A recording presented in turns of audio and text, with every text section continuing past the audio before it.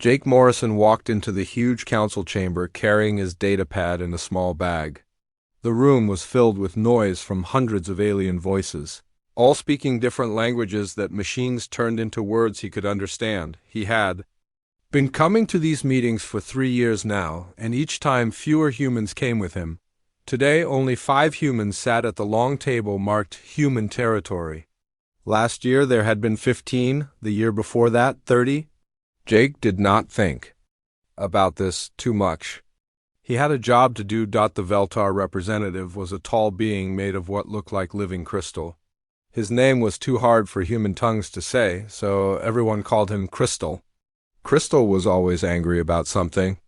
Today he was angry about human trade ships being too slow. "Your cargo vessels move like dying animals," Crystal said, his voice making a sound like glass breaking. "They hold up real commerce. They waste our time." Jake nodded and wrote this down. He did not argue. There was no point in arguing anymore.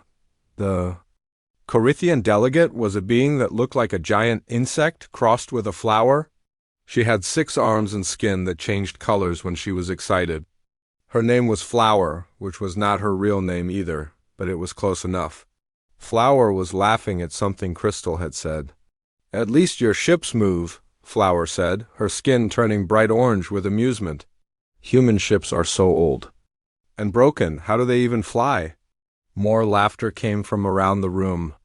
Jake wrote this down. At the front of the chamber sat Council Prime Zethkara. She was the most important being in the galaxy, or at least she thought she was. Her species looked almost human except for the crown of living light that grew. From her head, when she was happy, it glowed bright blue. When she was angry, it turned red. Right now, it was a dull yellow, which meant she was bored. "Human delegate," she said, her voice carrying across the huge room. "Present your proposal."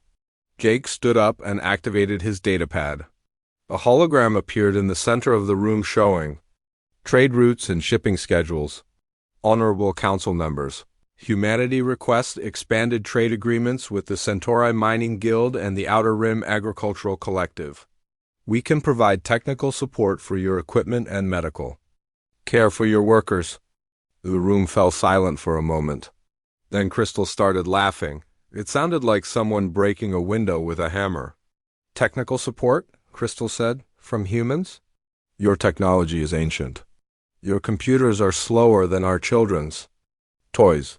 Medical care?" Flower joined in, her skin turning bright purple. "Human medicine is guesswork and luck? We have real doctors now." Jake felt his face get hot, but he kept his voice calm. "Our medical teams have helped save millions of lives across 47 different species. Our technical support keeps your mining equipment running at 93% efficiency." "Because you break it first," Crystal said. "Then you fix it and act like heroes." The Council Prime's crown flashed red for just a moment. "Human delegate, your species has been useful in the past, but the galaxy has grown beyond needing your help. Perhaps it is time for humanity to find its proper place." "What do you mean by proper place?" Jake asked. "Service roles, cleaning, basic maintenance, jobs that match your abilities." The Council Prime's crown glowed brighter. "Your species contributes nothing but noise to this galaxy. You take up space and resources that could be better used by more advanced races." Jake looked around the room. Not one alien face showed any sign of disagreement. Not one voice spoke up for humanity. These were the same beings whose children humans had saved from plague. The same beings whose ships humans had repaired when they were stranded in deep space. The same beings who had begged for human help when their own technology failed. "I understand your position, Prime," Jake said quietly. "We will take this under advisement." He turned off his datapad and packed it away. The other 4 humans at the table did the same. They walked out of the chamber together, their footsteps echoing in the sudden silence. "So that's it?" asked Dr. Lisa Hayes, the head of the Human Medical Corps. 200 years of service, and they want us to be janitors? They've made their choice," Jake said. "Now we make ours." The message went out that same day. Not through official channels, but through the quiet network that connected every human in the galaxy. Ship captains whispered to each other during cargo transfers. Doctors spoke in code during medical conferences. Engineers shared looks across busy factories. The message was simple: time to come home. Nobody asked questions. Nobody argued. Humans had learned long ago that when the galaxy didn't want them, it was better to leave quietly than to make a scene. Captain Rick Barnes was loading medical supplies onto his cargo ship when he got the message. He had been flying trade routes for 15 years, bringing medicine and food to colonies that couldn't make their own. His ship was old and slow, just like Crystal had said, but it had never failed to deliver what people needed. "Change of plans," he told his crew. "We're going home." "What about the medical supplies?" asked his co-pilot Amy Chun. "The Corithian colony on Kepler 442 is expecting them. They have sick children." Rick looked at the cargo bay filled with medicines that would save lives. Then he looked at the message on his screen. "Load everything back up? We're taking it with us?" But sir, Amy, they just told us we're too stupid to be trusted with real work. So we're going to give them what they want, a galaxy without humans." Dr. Lisa Hayes stood in the hospital where she had worked for 8 years. The building was full of alien patients who needed care that only human doctors could provide. Her replacement, a confident Corithian named Velcor, was already making plans to change everything. "Human medicine is too complicated," Velcor had sighed. "We will simplify the treatments. Make them more elegant?" Lisa had tried to explain that the treatments were complicated because biology was complicated. You couldn't just cut steps out of a process that had taken decades to perfect. But Velcor was not interested in human explanations. "The quantum stabilizers need recalibration every 72 hours, Lisa told him one more time. "Not 72. Local days, hours. If you don't do this, the surgical suites will fail." Velcor waved one of his 6 arms dismissively. "Human technology is always breaking. We will replace it with better systems." Lisa nodded and said nothing more. She had learned not to argue with people who had already made up their minds. That night, she powered down the advanced surgical suites that had saved thousands of lives. She locked the medicine storage units and encrypted the medical databases. She left detailed instructions for everything, but she knew nobody would read them. They thought human knowledge was worthless. Tomorrow she would be gone, and the galaxy would learn what it meant to lose something it had never bothered to understand. All across the galaxy, the same scene played out. Human engineers left their posts after training replacements who thought they knew better. Human farmers abandoned their fields after being told their methods were primitive. Human teachers closed their schools after being told their knowledge was outdated. They left no angry messages. They made no threats. They simply packed their things and walked away. Within a week, the great exodus had begun. Human ships appeared at human colonies, loading up families and possessions. The ships were old and slow, but they were reliable. They had been built by humans who understood that sometimes the best technology was the kind that worked when everything else failed. The aliens watched them go with satisfaction. Finally, the galaxy would be free of human interference. Finally, they could build a civilization worthy of their advanced minds. They had no idea what was coming. 3 months had passed since the humans started leaving. At first, nobody noticed much difference. The galaxy kept spinning. Ships kept flying. Business went on as usual. But then small things started going wrong. Mining foreman Krexthal stood in the control room of the largest mining station in the Kepler sector. He was a Veltar, made of living crystal that sparkled in the artificial light. His people were proud of their intelligence and their advanced technology. They had been mining asteroids for 1,000 years before humans even learned to fly. "Production is down 60%, his assistant reported. "The automated systems keep shutting down." Krexthal's crystal body flashed angry red. "Impossible.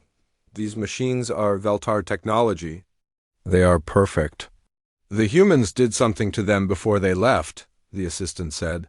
"They must have planted viruses in the systems." Krexthal nodded. That had to be it. Humans were too primitive to build anything that actually worked, but they were sneaky enough to sabotage superior technology. Contact the Council. Tell them the humans have committed an act of war. What Krexthal did not know was that the mining systems were not broken. They were working exactly as designed.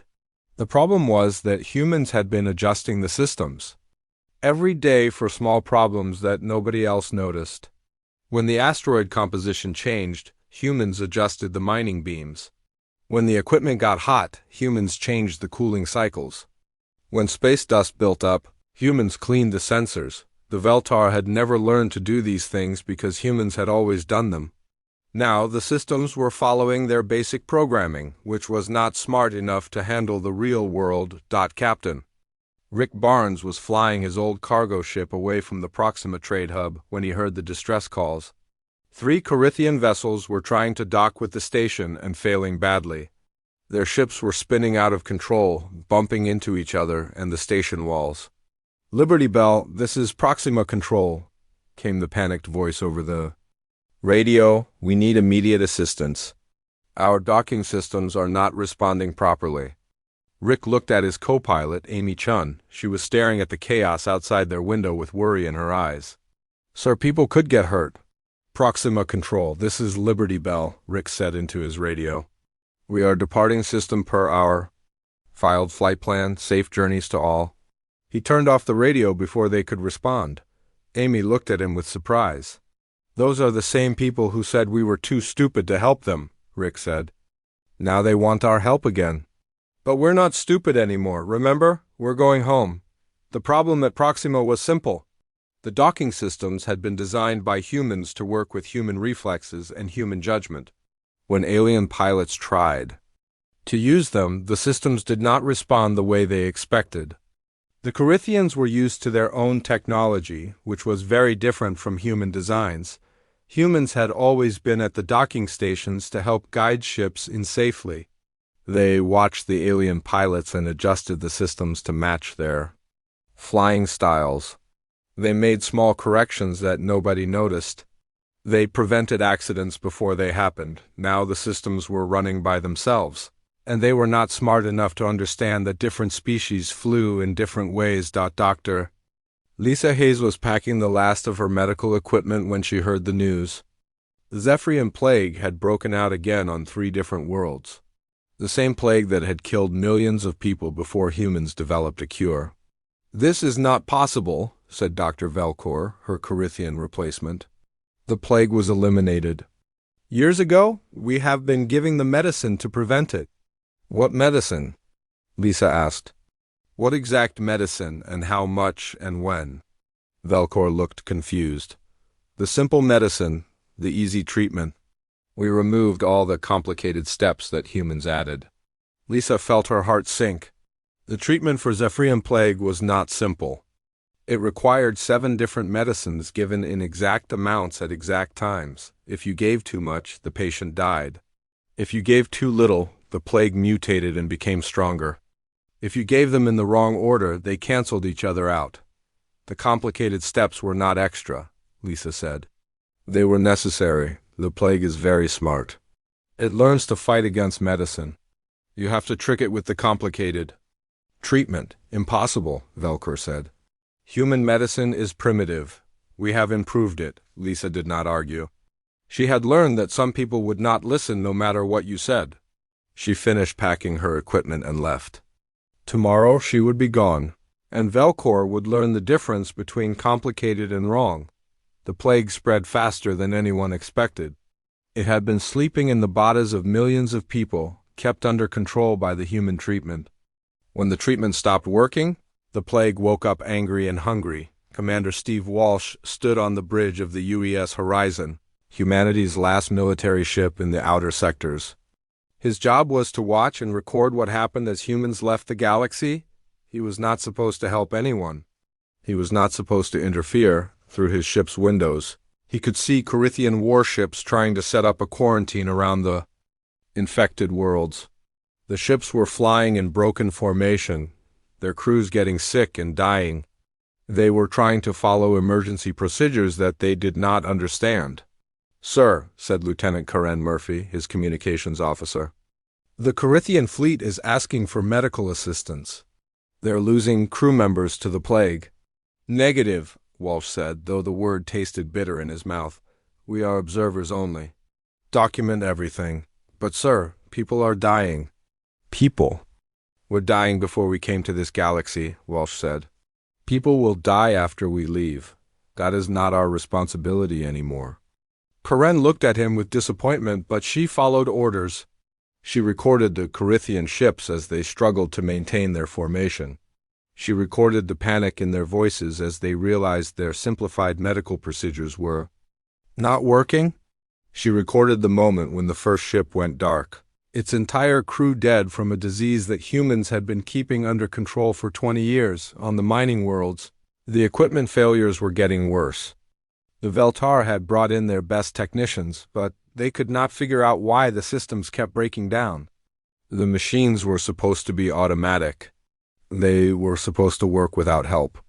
"The humans sabotaged everything," Krexthal declared at an emergency meeting. "They left viruses in all the systems. They want us to fail," the other Veltar agreed. It was the only explanation that made sense. Humans were too primitive to build anything that actually worked, so they must have broken everything on purpose. What they did not understand was that the systems were not broken. They were just very, very complicated. Humans had spent decades learning how to make them work. They had written thousands of instruction manuals. They had trained thousands of technicians. They had built a whole network of knowledge that kept everything running. The Veltar had thrown away all of that knowledge because they thought it was worthless. Now they were learning that knowledge and wisdom were not the same thing back on the agricultural worlds. The food crisis was getting worse. The Corithian farmers had simplified the human farming methods, removing what they thought were unnecessary steps. They had replaced human fertilizers with their own chemicals.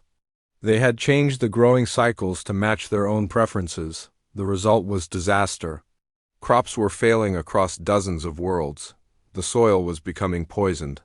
The careful balance that humans had maintained for decades was collapsing. "We need to contact the humans," some of the younger Corithians said. "We need to ask them to come back and help us." "Never," said the older ones. "We are advanced beings. We do not need help from primitive creatures. We will solve this ourselves." But as the months passed, it became clear that they could not solve it themselves. The problems were too big, too complicated, too connected to each other. Every time they fixed one thing, two other things broke. The galaxy was learning a hard lesson. It was learning that intelligence and wisdom were different things. It was learning that advanced and effective were not the same. It was learning that sometimes the people you think are beneath, you are actually holding everything together. But the lesson was coming too late. The humans were almost gone and they were not coming back. 6 months after the humans left, the galaxy was falling apart. Dr. Matt Rodriguez had been the best plant scientist in the Outer Rim. He had created new types of crops that could grow in alien soil and feed billions of people. His plants were stronger than normal crops, more resistant to disease, and they grew faster than anything anyone had ever seen. But Matt was gone now, and his replacement was learning hard lessons. Dr. Velcor stood in the middle of a dying field on Corithia Prime, the most important agricultural world in the sector. The crops that had been green and healthy 6 months ago were now brown and withered. The soil that had been rich and dark was now gray and lifeless. "This is impossible," Velcor said to his assistant. "These plants are genetically perfect. They should be able to grow anywhere." "The human methods were too complicated," his assistant replied. "We simplified everything. We removed all the unnecessary steps," Velcor nodded. "That had been the plan. Human farming was full of strange rituals and pointless procedures. They would add different chemicals to the soil at different times. They would plant different crops in different patterns. They would rotate the fields in ways that made no sense. The Corithians had thrown away all of that complexity. They planted the same crops in the same places year after year. They used the same fertilizers all the time. They ignored the human warnings about soil depletion and crop rotation. Now the soil was dead, the plants were dying, and 40% of the galaxy's food supply was gone. We need to find the human scientist, Velcor said. We need to make him tell us what he did wrong. But Mech Rodriguez was already far away, traveling with the human fleet toward the edge of the galaxy. He had left behind detailed instructions for caring for his hybrid crops, but nobody had bothered to read them. The instructions were written in human language with human concepts, using human science that the aliens thought was primitive. The medical crisis was even worse. The Zephyrian plague had spread to 17 different star systems. Billions of people were sick and dying. The alien doctors had no idea how to stop it. Dr. Lisa Hayes received the desperate message while her ship was refueling at a human colony. The message was from Dr. Velcor, her former replacement, begging her to return and help fight the plague. Please, the message said. We were wrong. We need your help. People are dying. Lisa looked at the message for a long time. She thought about all the patients she had saved over the years. She thought about the children who were probably dying right now because their doctors did not understand how to treat them. Then she thought about the council meeting where they had called human medicine guesswork and luck. She thought about being told that her knowledge was worthless and that she should find a job cleaning toilets. She deleted the message without responding. The plague was spreading because the aliens had simplified the treatment. They had removed steps they thought were unnecessary. They had changed the timing of the medicines. They had replaced human drugs with their own versions that they thought were better. The plague had learned to fight against the simplified treatment. It had mutated into something stronger and more dangerous. The careful balance that humans had maintained for decades was broken. And now the plague was free to spread across the galaxy. On the mining worlds, the situation was becoming desperate. The Veltar had brought in their best engineers, but they could not figure out why the equipment kept failing. Production was down to less than 30% of normal levels. Krexthal stood in the ruins of Mining Station 7, which had exploded the day before. 12 workers were dead and the station was completely destroyed.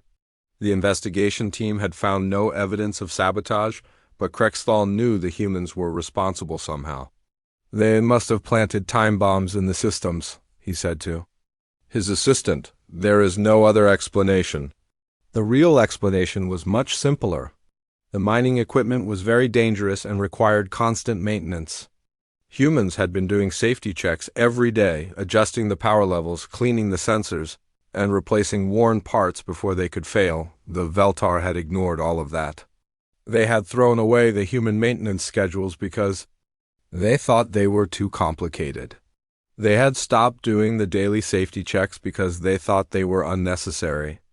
They had replaced human safety protocols with their own simpler systems. Now the equipment was breaking down in dangerous ways.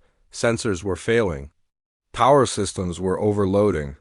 Safety systems were not working and people were dying. The transportation crisis was spreading across the galaxy. The Proxima trade hub, which had been the busiest port in the sector, was now operating at less than 20% capacity. Ships were crashing into each other. Cargo was being lost. The smooth flow of trade that had kept the galaxy running was turning into chaos. Captain Rick Barnes watched the disaster from his ship as it passed through the system. The docking bays that had once been filled with ships from every corner of the galaxy were now mostly empty. The few ships that were there were damaged or stranded. Sir, Amy Chun said from the co-pilot seat, there's a Corithian freighter requesting emergency assistance. They're venting atmosphere and their engines are failing. Rick looked at the ship on his screen. It was spinning slowly, leaving a trail of frozen air behind it. He could see the crew through the windows, trying desperately to seal the breach in their hull. Proxima Control is not responding to their distress calls, Amy said. We're the only ship in range. Rick stared at the dying ship for a long moment.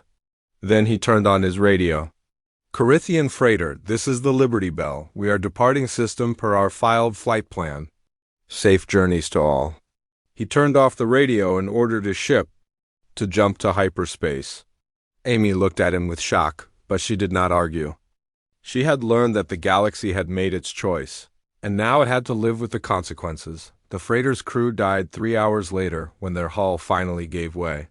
Their cargo of medical supplies, desperately needed on the plague worlds, was scattered across space. Commander Steve Walsh was documenting everything from his observation post. The UES horizon was hidden in the asteroid belt, watching the galaxy tear itself apart. His mission was to record the collapse so that future generations would understand what had happened. "Sir," Lieutenant Curran Murphy said, "I'm receiving distress calls from 47 different ships. They're all requesting human assistance." "Continue monitoring," Walsh said. "Do not respond." "Sir, there's a hospital ship out there.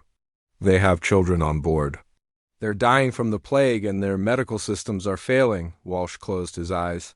He had children of his own back on the human colony ships. He knew what it felt like to watch a child suffer, but he also knew that the galaxy had made its choice. "Document everything, Lieutenant." "That's our mission." Karen's hands were shaking as she typed her report. She was recording the end of a civilization, and she was not allowed to lift a finger to help. The council was meeting in emergency session almost every day now. The great chamber that had once been filled with proud alien voices was now echoing with panic and desperation. The Council Prime's crown had not glowed bright blue in months. Now it flickered between dim yellow and angry red as she tried to hold the government together. "We must contact the humans," said the representative from the agricultural worlds. "Our people are starving. We need their help." "Never," said Krexthal, representing the mining guilds. "We are advanced beings. We do not beg for help from primitive creatures." "Then what do you suggest?" asked the Proxima representative. "Our trade routes are collapsing. Our ships are crashing. Our economy is dying." "We fight," Krexthal said. "We find the humans and we force them to repair the damage they have done." The Council Prime's crown flashed bright red. "With what ships? With what weapons?" "Half our fleet is stranded because they cannot dock safely. The other half is dying from the plague." The truth was becoming clear to everyone, even if they did not want to admit it. The humans had not sabotaged anything. They had not planted viruses or time bombs. They had simply taken their knowledge and expertise with them when they left. The galaxy was learning that knowledge was not the same as intelligence. That wisdom was not the same as being advanced. That sometimes the people you thought were beneath you were actually the ones holding everything together, but the lesson was coming too late. The humans were gone and they were not coming back. 1 year after the humans left, the Galactic Council held its final meeting, the great chamber that had once been filled with hundreds of proud alien representatives now held only 30. The rest were dead from the plague or trapped on their dying worlds or too busy fighting for survival to attend political meetings. Council Prime Zeth Kara sat at the head of the table, her crown of living light flickering weakly. She had not eaten in 3 days because there was no food. The agricultural worlds could barely feed themselves, let alone export to other planets. Her skin was pale and thin, and her hands shook when she tried to speak. "We are here to discuss the human crisis," she said, her voice barely above a whisper. "What crisis?" demanded Krexthal, though his crystal body was cracked and dull. "The humans left. Good riddance. We are better off without them." But even as he said the words, Krexthal knew they were not true. His mining empire had collapsed completely. Every major piece of equipment had failed or exploded. His workers were dead or dying from accidents that should never have happened. The Veltar Confederacy, which had ruled the mining industry for 1,000 years, no longer existed. "The agricultural worlds are requesting emergency food aid," said the Corithian representative. Her flower-like appearance had withered. Her 6 arms were thin and weak. "Our crops have failed completely. Our soil is dead. Our people are starving." "The medical crisis continues to spread," added the delegate from the Outer Rim. "The plague has reached 43 star systems. We estimate that 2 billion people have died so far." "The transportation network has collapsed," said another voice. Trade between systems has dropped to less than 5% of previous levels. Most ships cannot dock safely. Many are stranded in space. Council Prime Zethkara listened to the reports with growing despair. Every system was failing. Every world was in crisis. The great galactic civilization that had taken thousands of years to build was falling apart in just 1 year. "We have no choice," she said finally. "We must contact the humans. We must ask them to return." The chamber fell silent. For months, the council had refused to consider this option. They were too proud, they were too advanced. They did not need help from primitive creatures. But pride was a luxury they could no longer afford. "How do we contact them?" asked the Corithian representative. "We do not know where they went. Our long-range sensors show nothing," said the technical officer. "The humans have vanished completely. It is as if they never existed." "They must have hidden bases somewhere," Krexthal said. "We will find them. We will force them to return and fix what they broke." "With what fleet?" asked the Council Prime. "Half our ships are destroyed, the other half cannot fly safely." The truth was that the galaxy no longer had the power to force anyone to do anything. The military had collapsed along with everything else. The proud warships that had once patrolled the space lanes were now floating wrecks or scrap metal. But then, as if summoned by their desperation, a message arrived. The communication system that had been silent for months suddenly crackled to life. Every screen in the chamber lit up with an image that none of them recognized. It was an elderly human woman with gray hair and tired eyes. She wore simple clothes and sat in what looked like a plain office. "I am Director Helen Crawford of the Human Exodus Committee," she said. Her voice was calm and steady, with no anger or emotion. "I am sending this message to inform the Galactic Council of our current status." The aliens leaned forward, desperate to hear what she had to say. "For 200 years, humanity served the galaxy faithfully," Helen continued. "We built your infrastructure. We maintained your systems. We solved your problems. We saved your lives. We asked for nothing in return except to be treated with basic respect." Council Prime Zethkara felt her crown flicker with shame. She remembered the day when they had told the humans to find their proper place among the servant races. She remembered laughing at their requests for trade agreements. She remembered dismissing their warnings about the complexity of the systems they maintained. "When you decided that our services were no longer needed," Helen said, "we took your words at face value. You told us we contributed nothing but noise. You told us our technology was primitive. You told us to become janitors and cleaning staff. We listened to what you said, and we acted accordingly." The image showed a star chart, but it was unlike any chart the aliens had ever seen. It showed space beyond the edge of the galaxy in the vast emptiness between star clusters. Tiny dots of light marked human settlements scattered across the void. "We have relocated beyond the galactic rim," Helen said. "We have established new colonies in areas that your species consider uninhabitable. We are building our own civilization, using our own primitive technology and our own simple knowledge." "Impossible," whispered Krexthal. "Nothing can survive in the void between galaxies. There are no resources. No energy sources, no habitable worlds." But the images on the screen showed otherwise. Humans had built space stations powered by exotic energy sources. They had created artificial worlds using technology that the aliens did not recognize. They had turned the empty void into a thriving civilization. "We wish you well in your future endeavors," Helen continued. "We hope that your advanced technology and superior intelligence will allow you to solve the challenges you face. We are confident that you will find a way to maintain the systems we left behind, since you assured us that our knowledge was worthless." The camera pulled back to show Helen standing beside a window. Through the window, the aliens could see something that made their blood run cold. It was a massive construction project stretching as far as the eye could see.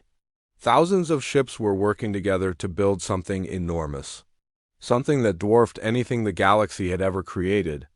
"As requested, we will not interfere with galactic affairs," Helen said.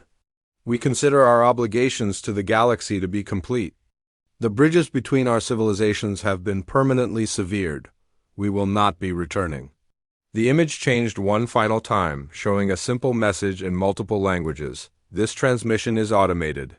Do not attempt to respond. No further communications will be accepted. The screen went dark. The chamber was silent for a long moment. Then someone started crying. It might have been the Corithian representative, or perhaps the delegate from the Outer Rim. Soon others joined in. The sound of alien sobs echoed through the great hall. They are not coming back, Council Prime Zethkara said, stating the obvious. They are really not coming back. We could send ships to find them, suggested someone. With what ships? Asked another voice. Our fleet is destroyed. And even if we could build new ships, how would we find them? They could be anywhere in the void. We could offer them anything they want, said a desperate voice. Money, territory, positions on the council? They do not want our money, said the Council Prime. They do not want our territory. They do not want positions on our council. They want nothing to do with us at all. The truth was sinking in. The humans were gone forever. They had taken their knowledge with them. They had taken their skills, and their expertise and their willingness to help. All that remained was a galaxy full of proud aliens who had forgotten how to do anything for themselves. What do we do now? Asked someone. Council Prime Zethkara looked around the chamber at the remaining representatives. They were the leaders of the most advanced civilizations in the galaxy. They had technology that could reshape worlds and minds that could solve impossible problems, but they could not figure out how to dock a ship safely. They could not grow food without poisoning the soil. They could not treat a disease that humans had controlled for decades. We learn, she said finally. We try to understand what we have lost. We try to rebuild what we have destroyed. And we try to become worthy of the civilization that the humans built for us. It was a nice sentiment, but everyone in the room knew it was probably too late. 5 years after the humans left, the galaxy was a very different place. The Great Galactic Council no longer existed. The chamber where hundreds of proud aliens had once gathered to make laws for billions of people was now empty and dark. Most of the council members were dead. The few who survived had returned to their homeworlds to fight for survival. The Veltar Confederacy had broken into dozens of small mining guilds. They fought each other over the few pieces of equipment that still worked. Their crystal cities, once bright with artificial light, were now dim and crumbling. Most Veltar had forgotten how to mine without human help. They dug holes in the ground with simple tools, like their ancestors had done thousands of years ago. Krexthol was not a mining foreman anymore. He was just another worker digging in the dirt with his hands. His crystal body was cracked and dirty. His proud voice was now weak and tired. The humans cursed us, he would tell anyone who would listen. They put evil magic in our machines. That is why everything broke, but the younger Veltar did not believe him anymore. They had found the instruction manuals that humans had left behind. They had tried to read them and understand them. The manuals were not magic. They were just very, very complicated. The humans had written down everything. How to maintain the equipment. How to fix problems before they became dangerous. How to adjust the systems when conditions changed. But the instructions were thousands of pages long, written in technical language that the Veltar found almost impossible to understand. It would take years of study to learn what humans had known instinctively. Years that the Veltar did not have, because their people were starving and their equipment was failing. The Corithian agricultural worlds had suffered even worse. 3 billion people had died from starvation in the first 2 years after the humans left. The surviving Corithians had formed small farming cooperatives, sharing the little knowledge they had managed to save. Dr. Velcor was no longer called Doctor. He was just Velcor now, a simple farmer trying to grow enough food to keep his family alive. His 6 arms, once elegant and graceful, were now scarred and dirty from working in the fields. He had found Dr. Matt Rodriguez's research notes in an abandoned laboratory. The notes were written in human language, with human scientific terms that Velcor barely understood, but he studied them every night by candlelight, trying to learn the secrets of growing food in dead soil. The humans were not primitive, he had finally admitted to his wife. They were just different. Their science looked simple on the surface, but it was built on layers of knowledge that we never bothered to learn. The plague had finally burned itself out after killing 6 billion people across 47 star systems. The survivors had developed natural immunity, but the cost had been terrible. Entire species had been reduced to a few thousand individuals. Some alien races had gone extinct completely. The medical knowledge that humans had accumulated over centuries was mostly lost. The few alien doctors who survived were trying to rebuild from scratch, using the basic techniques they could understand from human textbooks. Council Prime Zeth Kara was one of the survivors. Though she was no longer a Council Prime, she was now the administrator of a small orbital station around her homeworld. It was one of the few facilities that still operated at anything close to pre-Exodus levels. She had spent years studying human technical manuals, trying to understand how the station's systems worked. Slowly, painfully, she had learned to maintain the life support systems, the artificial gravity and the communications array. Her crown of living light was permanently dim now. The stress and poor nutrition had damaged her biology in ways that could not be repaired. But she had learned something valuable in exchange for her health. She had learned humility. "I was a fool," she would tell visitors to the station. "We were all fools. We thought intelligence and wisdom were the same thing. We thought advanced technology made us superior beings. We never understood that knowledge and understanding are not the same." In her private quarters, she kept a recording of the final human message. She had watched it hundreds of times, studying every word that Helen Crawford had spoken.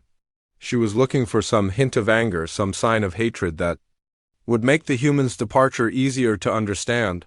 But there was no anger in the message. No hatred, no desire for revenge.